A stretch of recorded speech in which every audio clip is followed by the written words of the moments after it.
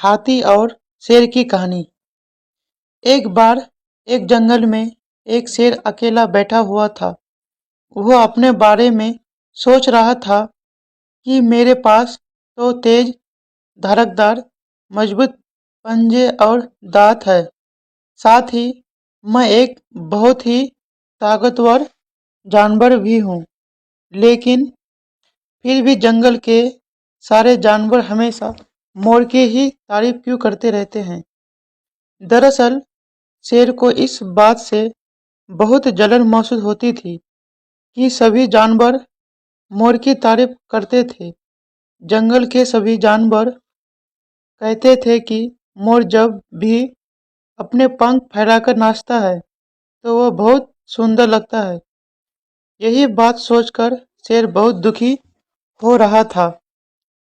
वो सोच रहा था कि इतना ताकतवर होने और जंगल का राजा होने पर भी कोई उसकी तारीफ नहीं करता है।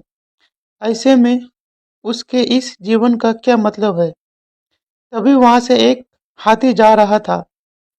वह भी काफी दुखी था। जब शेर ने उसे दुखी हाथी को देखा तो उससे पूछा, तुम्हारा शरीर इतना बड़ा है और तुम ताकतवर भी हो, फिर भी इतनी दुखी क्यों हो? तुम्हें क्या परेशानी है? दुखी हाथी को देखकर शेर ने सोचा कि क्यों न मैं इस हाथी के साथ अपना दुख बांट लूं। उसने आगे कहते हुए हाथी से पूछा कि क्या इस जंगल में ऐसा कोई जानवर है जिससे तुम्हें जलन होती हो और वो तुम्हें हानि पहुंचाता हो? शेर की बात सुनकर हाथी ने कहा, जंगल का सबसे छोटा जानवर भी मुझ जैसे बड़े जानवर को परेशान कर सकता है। शेर ने पूछा, वो कौन सा छोटा जानवर है? हाथी ने कहा, महाराज वो जानवर चींटी है। वो इस जंगल में सबसे छोटी है, लेकिन जब भी वो मेरे कान में घुसती है तो मैं दर्द के मारे पागल हो जाता। हाथी की बात सुनकर शेर को समझ में आ गया कि मोर तो मुझे चींटी की तरह परेशान भी नहीं करता है, फिर भी मुझे उससे जलन होती है। ईश्वर ने सभी प्राणियों को अलग अलग खामियां और खूबियां दी है।